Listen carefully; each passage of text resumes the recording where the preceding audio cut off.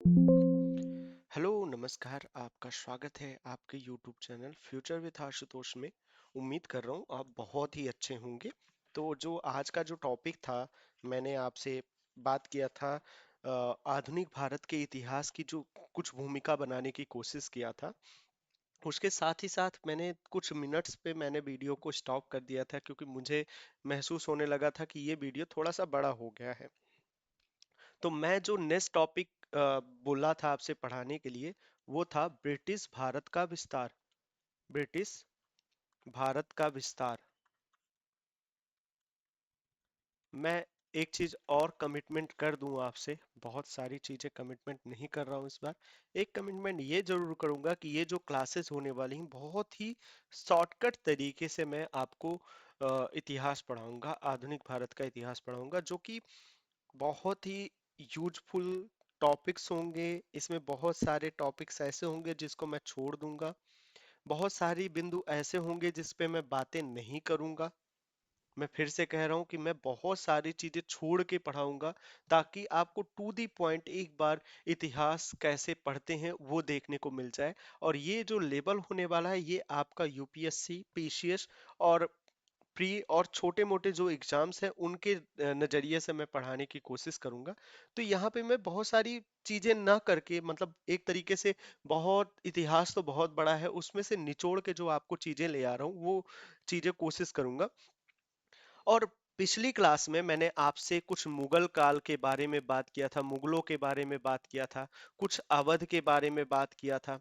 याद होगा, अगर नहीं याद है तो आप नीचे डिस्क्रिप्शन पे जाओ, आपको लिंक भी मिल जाएगा अगर मैं डाल पाऊंगा तो। नहीं तो आप चैनल पे जाओ, लेटेस्ट वीडियो, इसके पहले वाला वीडियो जो है मॉडर्न हिस्ट्री इंट्रोडक्शन करके मैंने टॉपिक दिया है, या पार्ट वन क्लास वन करके मैं टॉपिक दूंगा, उसको देख सकते हो।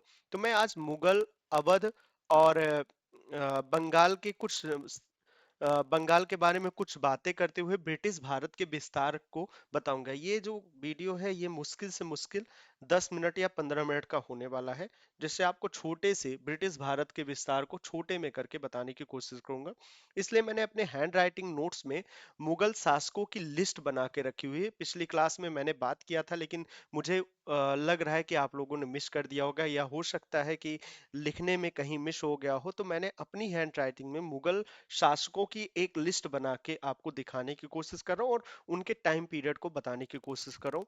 तो मैं अभी मुगल, अवध और बंगाल के नवाबों के बारे में बात करूंगा, मुगल के बादशाह के बारे में बात करूंगा, फिर मैं ब्रिटिश भारत के विस्तार की बात करूंगा, फिर हम सीधे कर्नाटक युद्ध पे कूद पड़ेंगे। ठीक है, तो शुरुआत करते हैं। पहला जो मैं बोल रहा हूँ कि पिछली क्लास के रेफरेंस के लिए ये कुछ बातें हैं, ये एक तरीके से पिछली क्लास का रेफरेंस है। तो यहाँ पे मैंने मुगल शासकों की लिस्ट बना रखी है, मुगल शासक कहो या बादशाह की लिस्ट बना रखी है। ठीक है, बादशाह की लिस्ट बना रखी है। आपको पता है कि पानीपत की लड़ाई के बाद, पानीपत की 1526 में जो प्रथम लड़ाई हुई थी, उसकी लड़ाई के बाद जो बाबर था, बाबर ने सुल्तान को, दिल्ली के सुल्तान को हराकर, इब्राहिम लोदी को हराकर दिल्ली पर एक मुगल की सत्ता स्थापित की है, जो मुगल शासन की स्थापना की, और खुद को बादशाह कहा। इतना तो आप बेसिक सा जान ही रहे होंगे। तो शुरुआत, पहला जो बादशाह था वो था बाबर, जिसका टाइमिंग था 1526 से लेके 1530 तक। 1526 से लेके 1530 तक। अभी जब मैं बादशाह के बारे में और चीजें बताने लगूंगा तो मैं डिटेल से बताऊंगा कि बादशाह 1526 के पहले बाबर क्या करता था और किस तरीके से वो भारत में आया था। ठीक है, उसके बाद उसका बेटा था हुमायूं, और 1530 में बाबर की मृत्यु के बाद हुमायूं बादशाह बना। और बाबर की मृत्यु के बाद हुमायूं बादशाह तो बना, लेकिन इसका शासनकाल दो खंड में हो गया। हुमायूं के शासनकाल 1530 से स्टार्ट हुआ, और 1540 तक एक लड़ाई हुई थी, जहां पे एक छोटा सा सैनिक था, सैनिक ने इस पर हमला करके इसके राज, मुगल सत्ता को खत्म करके अपने आप को कुछ सालों के लिए बीच में स्थापित किया था, और इनको हुमायूं को भाग जाना पड़ा था। फिर हुमायूं बाद में लौट के आया 1555 में, और 1555 में शासन किया, और 1556 में उसकी मृत्यु हो गई, और इस तरह उसका जो शासन काल था वो लड़खड़ाते हुए समय तक चला था। तो ये चीजें इतिहास में आपको देखने को मिलेगा। फिलहाल मैं अभी बात कर रहा था मुगल की। तो नेक्स्ट, जब हुमायूं की मृत्यु हुई 1556 में, तो उसकी 56 में मृत्यु के बाद अकबर, उसका बेटा अकबर, जिसको सम्राट अकबर के नाम से भी जाना जाता है, और ये मुगल शासन में सबसे शक्तिशाली शासकों में से एक कहा जाता है था। तो ये 1556 से 1605 तक शासन किया था। इसके बारे में बहुत सारी कहानियां बनी हैं। जोधा अकबर सीरियल आता था, उसमें भी आपको बहुत सारे रेफरेंस देखने को मिलेंगे। और इसके समय बहुत सारी चीजें हुई जिसको इसको महान अकबर के नाम से भी जाना जाता है। लेकिन कई जगह पे आपको महान अकबर के नाम से भी जाना जाता है, वो बातें हम बाद में करेंगे। फिर जब अकबर की मृत्यु हुई 1605 में, तो उसका बेटा था सलीम। सलीम, जिसने जहांगीर नाम से अपने आप को बादशाह घोषित किया, और उसका शासनकाल 1605 से लेके 1627 तक था। ठीक है, इतना तो आप जान गए। उसके बाद जब सलीम की मौत हुई, तो सलीम का एक बेटा था। ठीक है, उसने शाहजहां नाम से अपने आप को शासक बताया, अपने आप को बादशाह बताया, जिसका टाइम 1628 से लेके 1658 तक था। इसके समय की सबसे महत्वपूर्ण बात यह है कि इसी ने ताजमहल बनवाया। ताजमहल बनाया अपनी बेगम मुमताज के मुमताज की याद में ताजमहल का निर्माण कराया, जो कि विश्व के 7 आश्चर्यों में से एक है। ठीक है, इसके बारे में बहुत सारी बातें आपको देखने को मिलेंगी कि मैं उस बारे में नहीं जाऊंगा कि हिंदू मंदिर है कि का था, ये मंदिर को तुड़वा के बनाया गया कि क्या है, उस बारे में नहीं जाऊंगा। इसमें जो ताजमहल की खासियत अगर बात करूं, तो ये 50 कुओं पर बना है। 50 कुओं पर बना है, जिसमें लकड़ी के ढेर डाले गए हैं। और ये यमुना नदी के पानी के साथ, जब इसमें यमुना नदी का पानी जाता है, तो इसको मजबूती प्रदान करता है।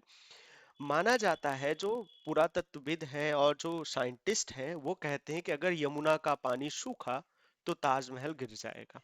बस इतनी सी बात करूंगा और कुछ नहीं। और नीचे भी 50 गुफाएं बनाई गई हैं, 50 कमरे छोटे छोटे बनाए गए हैं, जिसमें अ, एक मत कहा गया है कि इसमें कई लोगों की लाशें गाड़ी गई हैं, या बहुत सारी चीजें हैं। फिलहाल उस बारे में ना बात करूं तो ही ठीक है।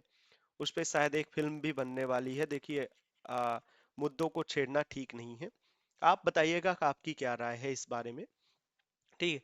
शाहजहां की शाहजहां को 1658 में कैद करके, जी हाँ, कैद करके 1658 में औरंगजेब ने अपने आप को बादशाह बताया, और शाहजहां को आगरा के किले में, ताजमहल के सामने आगरा का किला है, वहीं पर कैद कर दिया। और 1658 से लेके 1707 तक बादशाह औरंगजेब ने शासन किया। ये एक खूंखार बादशाह था, सबसे बदनाम बादशाह था, जिसने कत्लेआम मचाई। साउथ में मराठा को एकदम ना खत्म कर दिया था। अभी आप फिल्म देखे होंगे, जो फिल्म आई थी छावा। छावा इसी की कहानी है। छावा और मराठा और औरंगजेब के बीच में जो भिड़ंत हुई है, उस पे कहानी बनाई गई है, और वो सच्ची घटना के आधारित बनाया गया है। बहुत बहुत ही जालिम टाइप का बादशाह था, और कई लोगों को अपनी दीवारों पर चुनवा दिया था। इस तरीके की कहानियां चल रही थी इसके बारे में। बस, ये जो आप देख रहे हो ना, यहाँ तक आप जो देख रहे हो, किससे हटता है, हाँ, ये जो बाबर से लेके औरंगजेब का, ये है असल में मुगल। और इनके बाद के जो शासक थे, उनको कहा जाता है उत्तरवर्ती मुगल। कई बार मैं अपने बातों में उत्तरवर्ती मुगलों की बातें किया हूंगा या करूंगा आगे जाके। तो ये उत्तरवर्ती मुगल हैं। ये कुशल थे, ये सारे के सारे कुशल शासक थे। और गलत ना कहूं, तो ये जितने भी उत्तरवर्ती मुगल थे, सारे नालायक थे। सारे नालायक थे। ऐसा कुछ काम नहीं है जिनके बारे में बहुत चीजें कही जाए। तो छोटी छोटी चीज करके अपने, मतलब कुछ अच्छा करते हैं तो कहीं ना कहीं बुरा कर देते हैं। जैसे मैंने फर्रुखसियर की बात कही थी। फिलहाल औरंगजेब की मृत्यु के बाद उत्तर भारत में मुगल बादशाह में औरंगजेब के बेटों के बीच में लड़ाइयां शुरू हो गई थी। और यहीं से एनसीईआरटी अगर आप पढ़ोगे, तो यहीं से कहानी शुरू हुई है, यही लाइन से शुरू हुई है कि औरंगजेब की मृत्यु के बाद 1707 में मुगल सत्ता हथियाने के लिए औरंगजेब के बेटों के बीच में लड़ाइयां शुरू हो गई। और उसमें एक था बहादुर शाह, जो विजयी रहा। 1707 से 1712 तक उसने शासन किया। ये कह दिया जाए तो ठीक ही था, मतलब बहुत चीजें नहीं कहूंगा इसके बारे में। उसके बाद इसके मरने के बाद जहांदार शाह आया, जो 1712 में शासन किया और 13 तक शासन किया, ठीक है। 1 साल तक शासन किया। फिर उसके बाद फरुख सियर आया। फरुख सियर के समय में ही आप देखोगे राजा बनाने वाले वो थे किंग मेकर, एक आया करते थे, किंग मेकर आए। और फर्रुख सियर इतना नालायक था, इसने 1717 के करीब में एक अंग्रेजों को चार्टर दिया था। अंग्रेज ईस्ट इंडिया कंपनी को एक चार्टर दिया था, मुक्त व्यापार का एक चार्टर, एक सिग्नेचर किया हुआ पन्ना दे दिया, जो बाद में जाके, आई एम सो सॉरी, जो बाद में जाके 1757 में प्लासी की लड़ाई और 1763 से 65 तक जो अंग्रेजों और मुगल के बीच में भिड़ंत हुआ था, बक्सर की लड़ाई हो गई, इलाहाबाद की संधि हो गई, इनका प्रमुख कारण बना, ठीक है। तो ये जो फर्रुखसियर था, ये एक नालायक बादशाह था। 1713 से 1719 तक था। इसने अपने ही वजीर के खिलाफ षड्यंत्र किया, ठीक है। फिर मोहम्मद शाह रंगीला उसके बाद आया। इनको शाह बेखबर भी कहा जाता है, शाह मोहम्मद शाह रंगीला। और सबसे लंबा समय इनके बाद चला था, 1719 से 1748 के बाद। 1748 के बाद 1748 के बाद अहमद शाह बहादुर 1748 से 54 तक रहा। फिर उसके बाद आलमगीर द्वितीय आया। आलमगीर द्वितीय के बारे में एक बार किसी परीक्षा में पूछा गया है प्रश्न, अगर आप मैं गलत नहीं हूं तो एक प्रश्न आया था आलमगीर द्वितीय के बारे में।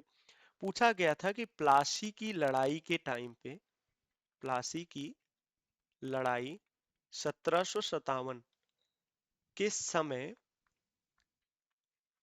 मुगल बादशाह कौन था। और ये मैंने जो टाइम लिखा है, ये मैंने लिखा है, ऐसा टाइम नहीं लिखा था। प्लासी की लड़ाई के समय मुगल बादशाह कौन था। तो कई लोगों ने शाह आलम को क्लिक कर दिया था सही में, लेकिन सही आंसर आलमगीर द्वितीय था। तो इस तरीके से आप एक क्वेश्चन यहाँ से निकाल सकते हो, अगर समय आप सही तरीके से हो। 1759 में शाह आलम द्वितीय आया। शाह आलम द्वितीय वही था जिसने बक्सर की लड़ाई लड़ी थी। बक्सर की लड़ाई लड़ी शाह आलम द्वितीय ने। और अगर बक्सर की लड़ाई के बाद आप इलाहाबाद की संधि देखोगे, इलाहाबाद की संधि देखी, इसी के टाइम पे बंगाल का अकाल पड़ा था। ये सब कहानियां मैं आपको धीरे धीरे छोटी छोटी बातें बताता हुआ चलूंगा। फिर शाह आलम द्वितीय के बाद अकबर द्वितीय आया। अकबर द्वितीय 1806 से लेके 1806 से लेके 1837 तक इसका शासनकाल चला, ठीक है। इसी के टाइम पे बहुत सारी अंग्रेजी घटनाएं घटी हैं, जो कि मैं समय रहते बता दूंगा। उसके बाद बहादुर शाह द्वितीय आया।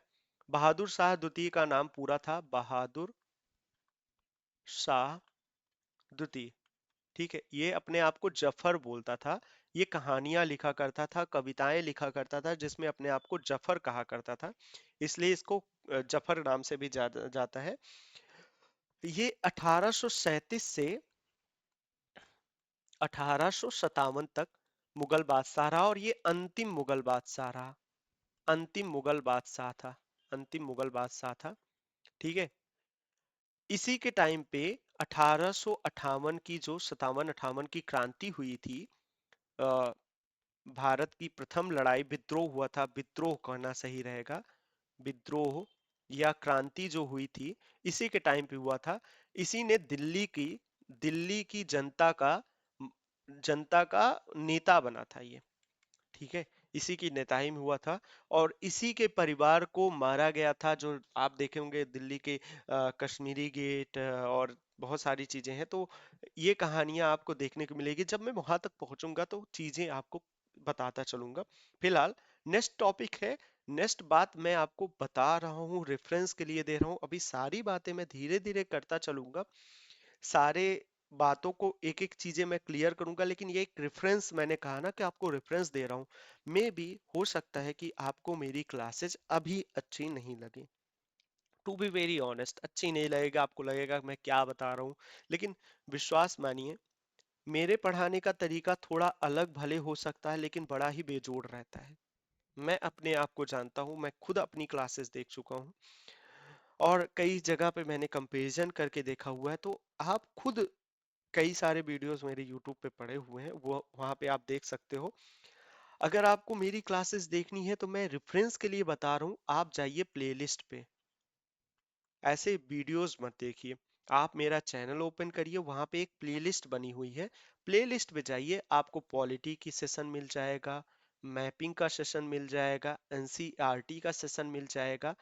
पॉलिटी पूरी तरह कंप्लीट है, मैपिंग भी काफी हद तक कंप्लीट कर रखा है, एनसीईआरटी भी बहुत सारी क्लासेस है। तो मैंने जो ये प्लेलिस्ट बना रखी है उसमें सीक्वेंस बाय वीडियोस डाल रखे हैं, क्लास वन लेक्चर टू ऐसे करके मैंने डाल रखा है, या क्लास वन क्लास टू ऐसे दे रखा है। तो वहां से आपको काफी हेल्पफुल होगा। तो फिलहाल मैं बात कर रहा हूँ अवध के नवाबों के बारे में। जैसा कि मैंने पिछली क्लास में आपसे कहा था कि मुर्शीद कुली खां जो था एक योग्य शासक था, योग्य सेनापति था। लेकिन 1757 में अगर आप देखोगे, 1717 में किसका शासन था? फर्रुखसियर, मैंने कहा एक अयोग्य नालायक शासक था।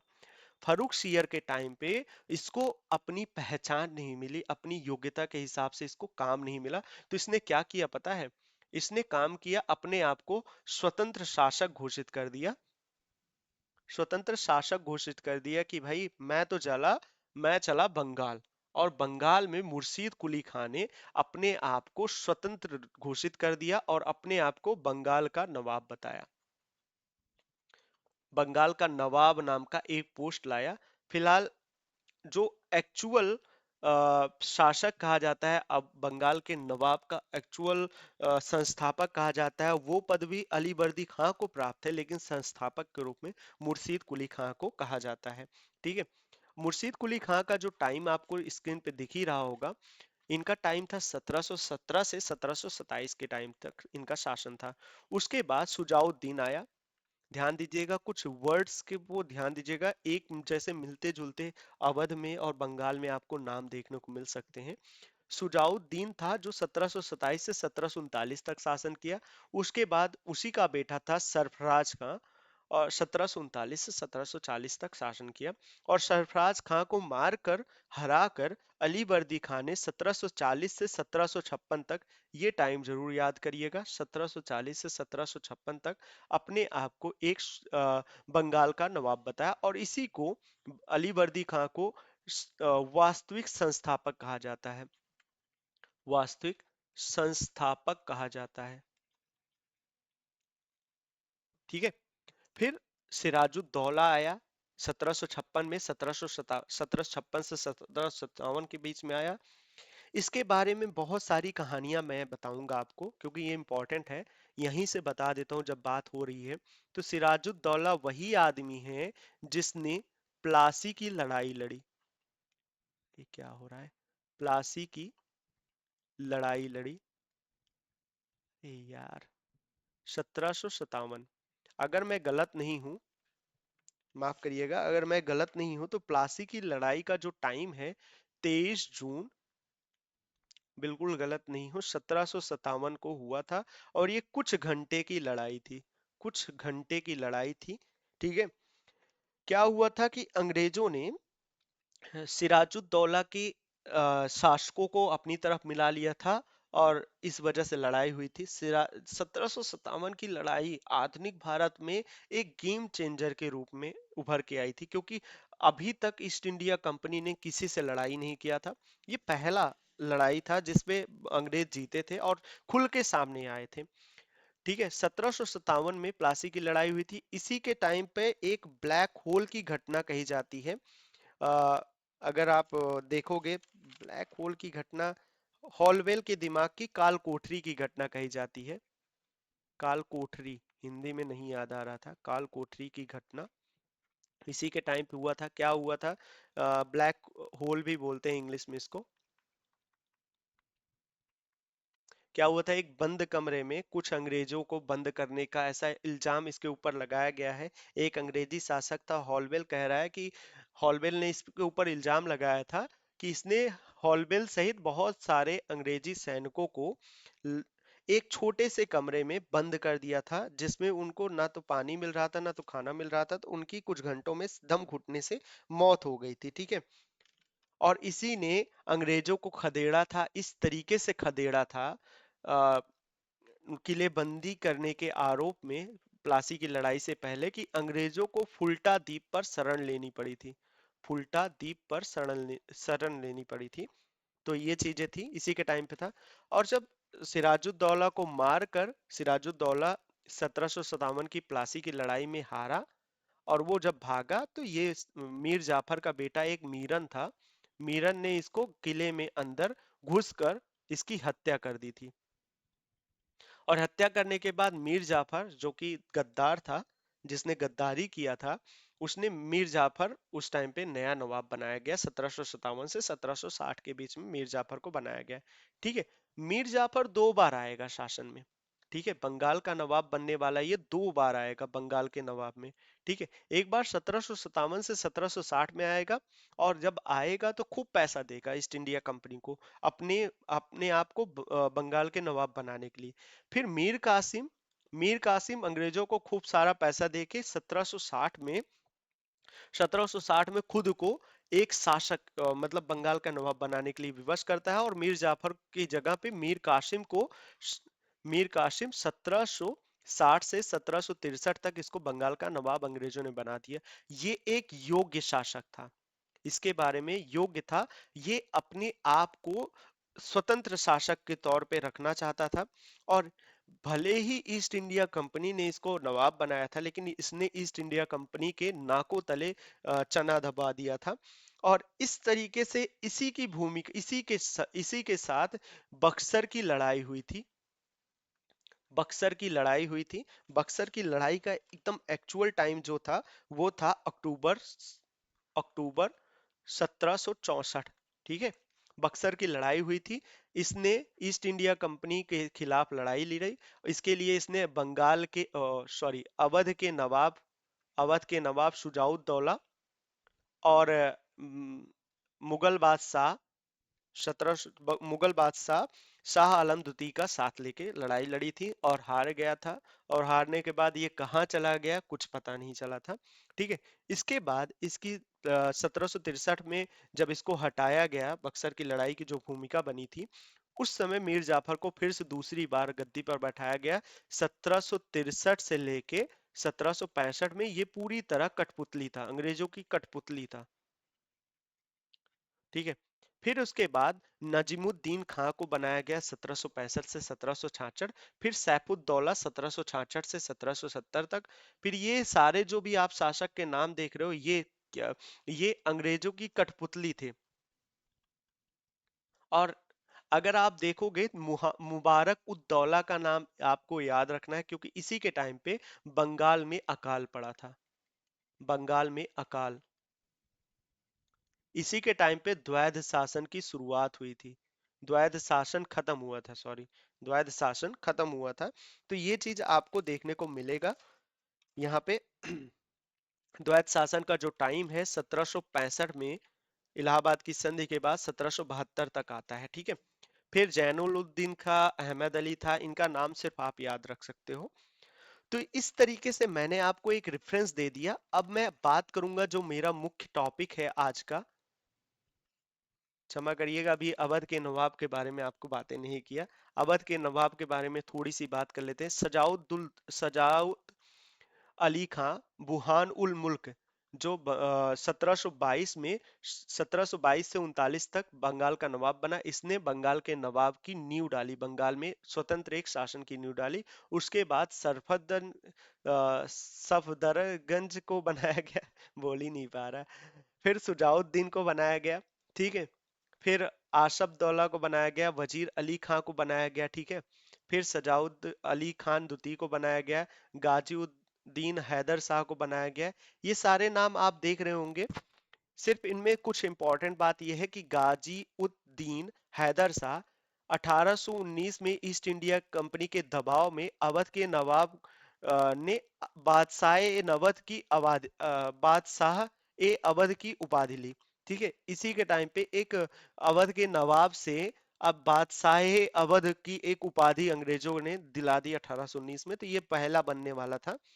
उसके अलावा कुछ खास मुझे नहीं लगता कि इनके समय पे कुछ खास रहा होगा। सिर्फ आप याद रखिएगा, वाजिद अली शाह 1847 से 1847 से 1856 तक, वाजिद अली खां। ठीक है, इनके बारे में ये याद रखिएगा कि अवध का जो विलय हुआ था इन्हीं के शासनकाल में हुआ था। यही थे जो कि 1857-58 की जो क्रांति हुई थी उसमें ये अवध अवध की भूमिका में, सॉरी क्षमा करिएगा, अवध की भूमिका में आए थे। ये चीज आप इनके बारे में याद रखिएगा। फिलहाल अब नेक्स्ट टॉपिक जो हमारा मुख्य टॉपिक है आज की क्लास का, ये तो एक रेफरेंस थी पिछले क्लास की। पिछली क्लास एक भूमिका थी, तो मैं सोचा कि आपको रेफरेंस दे दूं, थोड़ी थोड़ी बातें आपको मैं एक पृष्ठभूमि बना दूं कि कहाँ से कहाँ तक मैं क्या क्या पढ़ाने वाला हूँ। तो अब बात करते हैं भारत में ब्रिटिश विस्तार। भारत में ब्रिटिश विस्तार। शायद मेरी क्लास जो है 10 मिनट से ज्यादा हो गई। भारत में ब्रिटिश विस्तार।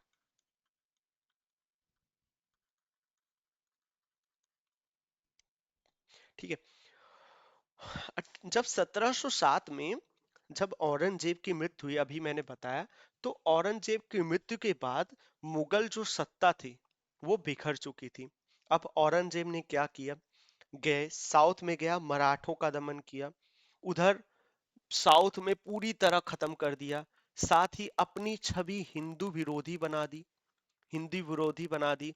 कई जगह पे कत्ले आम बनाया, बहुत सारे शासकों को उसने कैद किया या खत्म कर दिया, जड़ से खत्म कर दिया। अगर उसका बस चलता तो वो मराठा को पूरा कच्चा खा जाता। जिस तरीके से उसने छावा मूवी में भी देख लो आप, जिस तरीके से उसने शिवाजी और आ, संभाजी के साथ व्यवहार किया, संभाजी को कैद करके उनकी बेटी और उनकी पत्नी को कैद कर लिया, 1707 तक कैद कर लिया। वो शाहू जी महाराज के नाम पे आप जानते होंगे, शाहू जी को कैद कर लिया था, 1707 तक उनको कैद कर लिया था। तो जब उसकी मृत्यु हुई तो पूरा उत्तर भारत तो वैसे ही मुगल से चिढ़ा हुआ था। ठीक है, हिंदू विरोधी छवि बनी हुई थी, सबको तलवार की नोक पे इसने बना रखा था, सबको तलवार की नोक पे अपने साम्राज्य को रख रखा था।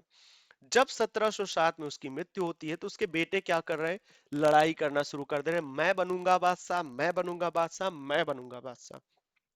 और उसमें बहादुर शाह जीत तो जाता है, लेकिन वो अयोग्य शासक होता है। ठीक है, तो वही मैं कह रहा हूं, उत्तराधिकारी के संघर्ष में भारतीय राज्यों का एक सामान्य समस्या थी, मतलब एक अस्थिरता थी। पारंपरिक सैन्य ढांचा, मैं बता रहा हूँ कि ईस्ट इंडिया कंपनी कैसे अपने आप को स्टेबल करेगी, कमजोरी क्या है भारतीय इतिहास की। ठीक है, तो ये चीज मैंने जो आपको बताई कि ये एक अंग्रेज, ईस्ट इंडिया कंपनी अंग्रेज देख रही कि हमारे भारत में ये चीजें, उनको दिख रही कि हाँ शासन कर सकते हैं हम, इनको लड़ा के खुद को स्टेबल कर सकते हैं, हम तो यहाँ राज्य करने नहीं आए हैं, हम तो व्यापार करने आए हैं, लेकिन अब लगता है कि राज्य सत्ता में हमें हस्तक्षेप करना पड़ेगा। तो ये चीजें चल रही थी। ऊपर से दरबार में गुटबंदी चल रही थी, दरबार में गुटबंदी चल रही थी कि पता चला, आप देख लो, एक राजा बन रहा है तो पीछे वजीर अपनी ही अलग कहानी चल रहा है कि वजीर चाह रहा है कि राजा को मार के मैं ही राजा बन जाऊं। मैं राजा शब्द का प्रयोग कर रहा हूं, आप छोटे पैमाने पे समझिए। चाहे वो सुल्तान के टाइम की बात कर लो, चाहे बादशाह के टाइम की बात कर लो, भारतीय शासन की सबसे बड़ी समस्या ये थी, और ब्रिटिश भारत के विस्तार का सबसे प्रमुख कारण ये भी था कि यहाँ पर उत्तराधिकारी का संघर्ष हुआ करता था, दरबार में गुटबंदी हुआ करती थी, और जो सैनिक ढांचा होता था पारंपरिक सैनिक ढांचा हुआ करता था। समझिएगा, अगर एक राजा के पास 1 लाख सैनिक हुआ करते थे, 1 लाख सैनिक के साथ वो लड़ाई करने गया है। उन 1 लाख में उन 1 लाख में 10,000 सैनिक हो गए। 10,000 सैनिक हो गए। 2,000 मान लो कि उनके ऊपर वाले सैनिक हो गए, सेनापति हो गए। मान लीजिए, मानने वाली बात है। तो एक सेनापति या एक चीज के पीछे सब अपने पत्नी, बच्चे के साथ साथ नाचने गाने वाले, नाचने गाने वाले, आला बाला कहते हैं, आला बाला के साथ चला करते थे। अगर शब्द पे मत जाइएगा, लेकिन वो क्या है कि वो लड़ने के अलावा एक आला बाला के साथ चलते थे। भौकाल बहुत टाइट था कि भाई लाख लोगों की सैनिक लेके हम चल रहे हैं, लेकिन लाख लोगों में ये पत्नी, बच्चे, नाचने वाले या मनोरंजन वाले, हलवाई, ये सब क्या कर रहे थे? ये चीजें इनकी कमजोरी थी कि मतलब देखने में तो बड़ी सेना थी, लेकिन वो सेना क्या थी, अंदरूनी रूप से कमजोर हुआ करती थी। ठीक है, उसमें भी गुटबंदी हुआ करती थी, सेनाएं बिछ जाया करती थी। ये क्या था कारण? अंग्रेजों को उत्तर भारत में विकास देखने को मिला था। उदाहरण के लिए, अब आप समझिए, अभी मैंने प्लासी की लड़ाई की बात की। प्लासी की लड़ाई कुछ ही घंटों में खत्म हो गई। कुछ ही घंटों में अंग्रेजों ने उस लड़ाई को जीत लिया। क्या? क्योंकि लड़ाई से पहले अंग्रेजों ने क्या किया कि सिराजुद्दौला के सेनापति, सिराजुद्दौला के मुख्य अमीर, सिराजुद्दौला के अ, धनी वर्गों को अपनी तरफ आकर्षित कर लिया, कोई ना कोई लोभ देके सेना उतारने ही नहीं दिया। और इस वजह से वो अंग्रेज जीत गए। और प्लासी की लड़ाई इसलिए इंपॉर्टेंट है कि प्लासी की लड़ाई पहली लड़ाई थी जो ईस्ट इंडिया कंपनी ने जीती थी। तो इस तरीके से प्रारंभिक जो सैन्य ढांचा था, ये भी भारत में ब्रिटिश विस्तार का कारण बना। मुगलों के पतन के पश्चात सर्वाधिक शक्तिशाली मराठा थे, और मराठों का भारत के सभी महत्वपूर्ण शक्तियों के साथ तनाव भी था। अब देखिए, औरंगजेब ने जब संभाजी के साथ खत्म किया, संभाजी के साथ लड़ाई किया, उसके बाद वो उत्तर भारत चला गया और वापस कभी नहीं आया। इधर मराठा ने फिर से अपने आप को उदय किया, मराठाओं ने फिर से अपने आप को उदय किया। और मराठाओं की सबसे बड़ी पावर ये थी कि ये लूट मार की पद्धति अपनाते थे। लूटते थे, लूट मार करते थे, दूसरे राज्य को लूटते थे, चौथ और सरदेश मुखी उगाया करते थे, सरदेश मुखी उगाया करते थे। और ये हिंदू कट्टरवाद, कहीं कहीं पे कट्टरवाद भी थी। अच्छी बात है क्योंकि ये अपने राज्य को अच्छा बनाते थे, लेकिन इनका एक छोटा सा समुदाय था, ये लूट मार किया करते थे। और उस समय देखा जाए तो बहुत सारे राज्यों में मुस्लिम शासक हुआ करते थे। और ये मराठाओं का, या मराठा का हैदर हैदराबाद के साथ भी लड़ाई चलती थी, इधर दिल्ली में भी लड़ाई चलती थी, इधर बंगाल में भी लड़ाई चलती थी। तो ये तीनों ही वर्ग, मुख्य मुख्य तीनों ही वर्ग, अगर मैं मैप पे देखूं, अगर मैं मैप में समझाने की कोशिश करूं, तो यहाँ बंगाल इनसे लड़ा पड़ा है, इधर हैदराबाद इधर लड़ा पड़ा है, और इधर दिल्ली लड़ा पड़ा है। तो ये खुश नहीं हुआ करते थे। इनमें इनमें आपसी तनाव था। मतलब बस अंग्रेजों को थोड़ी सी चिंगारी मारनी थी, इनकी लड़ाइयां शुरू हो जाती। जिन राज्यों की सीमाएं आपस में मिलती थी, वे अपने मध्य टकराव की स्थिति रखते थे, हड़प की नीति रखते थे। आज के समय जो गांवों में मेड़ की लड़ाई होती थी, वही लड़ाई पहले भी हुआ करती थी। राजनीतिक एकता की कमी हुआ करती थी, जिस वजह से अगर अंग्रेज इनको कहते थे कि मैं तुम्हें 1 लाख डॉलर, 1 लाख सोने की असरफियां दूंगा, तो वो कहते थे ठीक है, मैं अपने पप्पा तक को मार दूंगा। इस तरीके से था कि मतलब राजनीतिक एकता थी ही नहीं, राष्ट्रीय चेतना थी ही नहीं। और और तो और एक चीज, नादिर शाह उस टाइम पे आया था।